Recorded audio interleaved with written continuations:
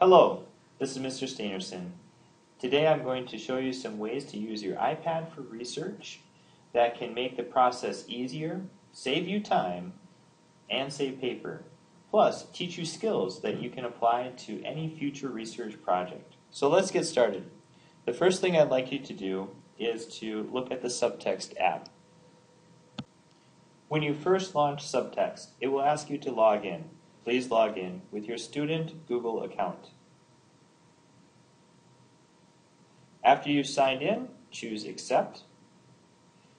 This will grant access between Google Docs and Subtext, and I'll explain more about that later.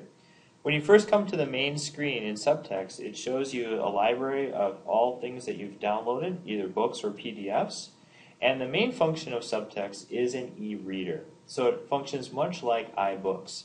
But it also has some built-in capabilities that can really help your research project, such as highlighting and tagging and searching. And I'll show you those capabilities after we upload our first PDF.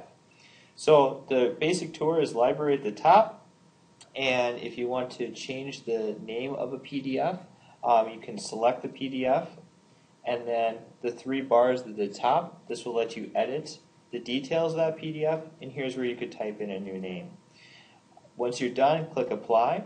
The other thing about logistics in the library, if you want to delete any PDFs or any books, choose the library screen and then the three bars, and here's where you can choose books to delete. So let's get started by actually loading a PDF from an EBSCO database. So I'd like you to close the Subtext app and go into Safari. I want to quickly show you how to get a PDF off of the database into an app like Subtext. So first log in to the district webpage using Safari, and then scroll down to the middle and choose a database like EBSCO. Once you get signed into the database, it will ask you to pick different databases to use, talk to your teacher which ones they recommend, and then choose those.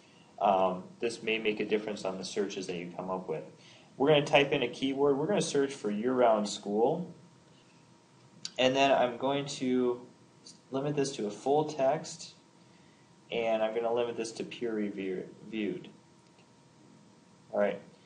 Right away, the search brings up, I can see some full text options here that are PDFs. Those can be imported into Subtext or Notability for you to highlight over. So let's import one into Subtext. I'm going to choose this first one, the 10-month school year, and I choose it simply by tapping on Full Text PDF. It's going to open up this preview screen. If I want to download it into Subtext, click Download PDF. And then at the very top, when you tap on the screen, choose Open In and Open in Subtext. Since you're logged into Subtext, it goes right to that app and starts to upload the PDF right there. It will soon appear in your library at the top, and it might come in as a random number like this one did. So I'll want to rename this. So I'll type on it, and then I tap on the bars in the upper corner, hit Edit Book Details, and I'm going to type in the title. When you're ready, click on Read It, and now you're taking a look at what the full text looks like. Okay, and you can zoom in, you can swipe between pages. It is a full functioning e-reader. The thing that's great about Subtext is it lets you highlight and tag information very quickly. So just a long press and a drag is going to highlight a section of text. When you click on highlight, it lets you assign different colors and tags to your highlights.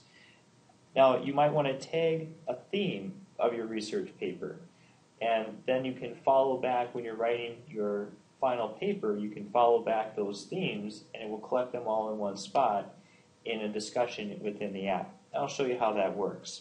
So for example, I have one tag here called friendship. I might want to have a new tag, so I'm going to edit that, and I'm going to say these would be powerful quotes to use in my paper. So I'm going to choose quotes, and now anything that I highlight red will be a quotation, and it shows up right on my page with a little note. If I tap on that note, I can either add more tags by just tapping on the tag, I can add a tag to the list and then update them. Or let's say I just found this really great resource in one of my readings and I want to use it for sure in my paper. I've already tagged it as part of my thesis, but I want to remember to go back to this as a really strong source. I can add multiple tags by tapping next to the tag and then choose Apply a Tag.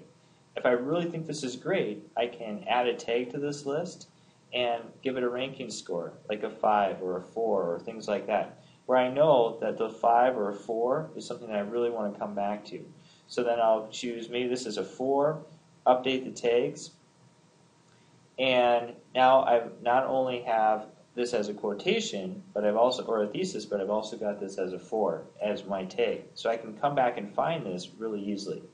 Let me show you how discussions work, where you can collect all this information, because you by now have probably multiple highlights on a page, maybe multiple tags within a highlight, and you want one way to get this all this information from your article. When you tap in the discussion bubble in the far top right of your screen, this shows you all of your highlights. Discussions collect all of your highlights in one convenient place.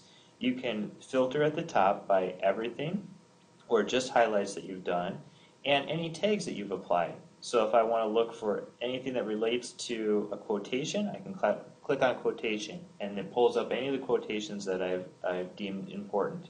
I can also sort by how important it was. If it was a 5, I can see all the 5s, or if it was a 4, I can see all the 4s. So very quickly, I can organize all of the notes that I've taken within the PDF, and then I can use those to write my paper. So let's say you're done collecting some information from your PDFs and you're ready to start drafting your research essay. Google Drive connects directly with Subtext so that you can start drafting from within the app. To do that, click on the G on the top of any of your PDFs, and here you see you're logged into your Google Drive account. If you need to create a new document, click on the New, or if you have one already existing, open that up. So I've started a Research for English Class document, and I can click on that to open it. And here I can choose Edit, and it will allow me to type within that document that I can access later on Drive or any computer. If I want to import some information from my research that I've collected, I simply click on My Discussions, and here I'm going to see all of the highlights and tags that I've collected through all my research. So it goes across multiple PDFs. If I want to narrow that search down, I can do the search for specific tags. Like, for example, I might choose a in favor quote. So this is in favor of the year-round school. And if I want to use this in my writing, I can long press it, drag the section that I want to choose, copy that, and then go back over to my Google Doc, find where I want to insert it, long press, and paste, and it will take that quotation along with any of the bibliography citations that I've assigned to it and insert it directly into my Google Doc. To change those bibliography citations, just click on Bibliographies, choose the book that you want to change, and you can edit the bibliography to fit your formatting needs. Thanks for your attention today. We hope this tutorial gives you some insight into how you can use the iPad for research to make the process easier, save you time and paper, and teach you skills that you can apply to future projects. Using apps like Subtext, we feel that this gives you some powerful insights into doing research with iPad and other technologies. Thank you and have a great day.